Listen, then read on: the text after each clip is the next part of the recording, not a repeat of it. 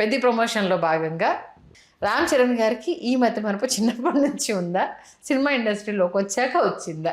లేదు లేదు, దీనిని మనం మనస్తత్వ శాస్త్రం నుంచి విశ్లేషించి చూడాలి. బాబోయ్ ఎక్కడికో వెళ్ళిపోయారు. లేదు లేదు, అంటే చాలా మందికి అర్థం కాని విషయం ఏంటంటే ఇది రామ్ చరణ్ గారికి సంబంధించిన విషయం కాదు. తక్కువలో తక్కువ 2 సంవత్సరాల కాలం రామ్ చరణ్ గారు పెద్దతో ప్రయాణం చేస్తున్నారు. చేస్తూ రామ్ చరణ్ గారు ఈ మధ్య మీరు ఇందాక ఏ వేదిక అయితే చెప్పారో భోపాల్ వేదిక మీద రామ్ చరణ్ గారు మాట్లాడినటువంటి మాటల్లో నేను విన్నది, నా అణువు ప్రతి రక్తం బిందువు పెద్దతో నిండిపోయింది అనేటటువంటి మాటలు వాడిన తర్వాత ఏంటంటే ఆ పాత్రగా ఆయన మారిపోయారు.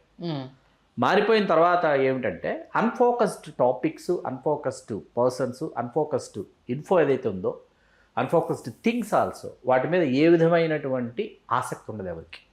బట్ సినిమా వస్తాను, స్పోర్ట్స్ బ్యాక్డ్రాప్ వస్తాను అయితే చాలా మంచి అంశం మీరు లేవనెత్తారు. ఇది స్పోర్ట్స్ బ్యాక్డ్రాప్ సినిమానా, ఎమోషనల్ బ్యాక్డ్రాప్ సినిమానా, పీరియాడికల్ సినిమానా, లేకపోతే మరొకట ఇంకొకటి అనేది కాసేపు పక్కన పెడితే, ఓకే ఖచ్చితంగా ఇప్పుడు ఈయన గురించి తెలిసి ఉండాలి, ఈయన గురించి ఖచ్చితంగా నేర్చుకుని ఉండాలి అనేటటువంటి విషయం అక్కడ ప్రధానమైనటువంటి విషయం కాదు. ఆయన అక్కడ ఉన్నటువంటి ఫ్లో కావచ్చు, లేకపోతే అక్కడ ఉన్నటువంటి అభిమానుల కేరింతలు కావచ్చు, అక్కడ ఉన్నటువంటి వాళ్ళ అత్యుత్సాహంలో ఆయన ఒకటి డెలివర్ చేయబోయి మరొకటి డెలివర్ చేసి ఉండొచ్చు.